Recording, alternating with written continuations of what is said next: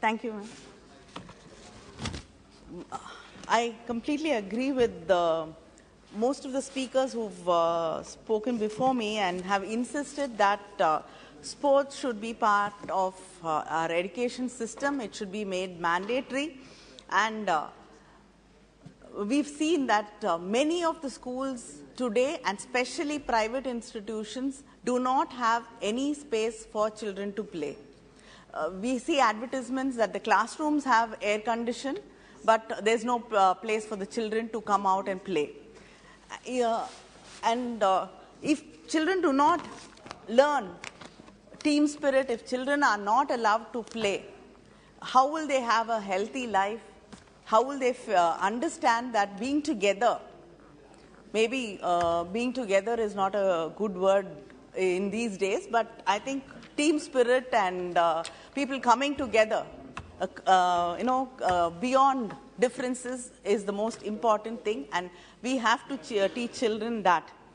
And one more thing which is we should understand, we keep talking about our strength that India lives in its rural cities and in its villages. But do we encourage sports? Do we reach these children in rural areas, in villages? Do we support them? Do we help them? How many of them can, in my constituency, hockey, especially in a place called Kovilpatti, children love playing hockey. How many of them can afford to buy hockey sticks? How many of them can even afford to buy shoes? How many of them can afford to buy clothes? How do we reach these children? How do we support them? And we do not have hockey turfs in most of the places. We do not have children who want to run. They are not able to have, they don't have tracks to run. How do they practice? What happens to their dreams? How do they get the same standards, the same opportunities as children in cities and in developed nations get? And you have a scheme in Fit India also, and in Samarga Shiksha Abhiyan to give sports equipment to schools. Sadly, in some schools get from both the schemes, and some schools are completely ignored and they do not get anything. And I'd like to know what kind of accountability is there to make sure that schools are not ignored. And most of the top associations in this country, sports association, are ridden with politics and interference from politics, politicians, power games, corruption.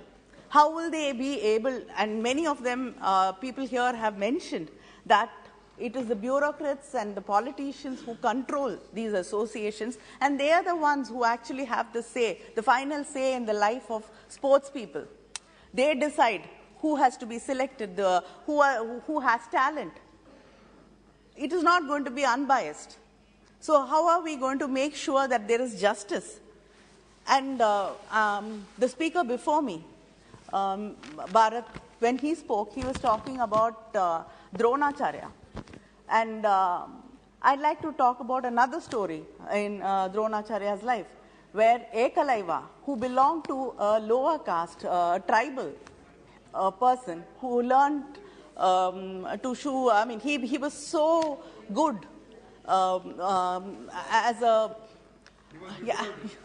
archer. He was such a good archer, and he was better than Arjuna himself. But because he comes from a tribal community, scheduled community, he was deprived that, and his tongue was cut off. And that is the Dakshina Dronacharya, the great Dronacharya, wanted from his student. So the same caste has not gone away. The same caste politics, the same caste oppression is still there in sports today. How many children from Dalit communities, how many women get opportunities to play? When in a village, when people cannot touch each other, when they can't walk on the same streets, how will these children be allowed to play in a team? They will not. You know that team games like kabaddi or hockey, or yes, hockey. you're not allowed to play. So what are we going to do to reach out to these, to make sure that, I mean, we're not saying you'll have to bring in reservation in this also, but at least you must do something to protect these people, to make sure, ensure there's justice to women. And you know what kind of a struggle it is for women to get into sports. It's not easy to convince the families. It's not easy. And when they come into sports, the kind of abuse, sexual abuse, the kind of abuse they have to face, how are we going to protect these women who come into sports? And what kind of importance do we give Paralympics? Nobody talks about it. Nobody cares.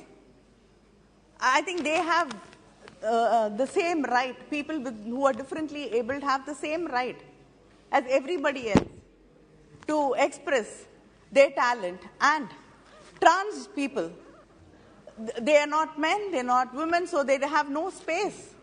Just give me a minute more. And I think today sports has moved on.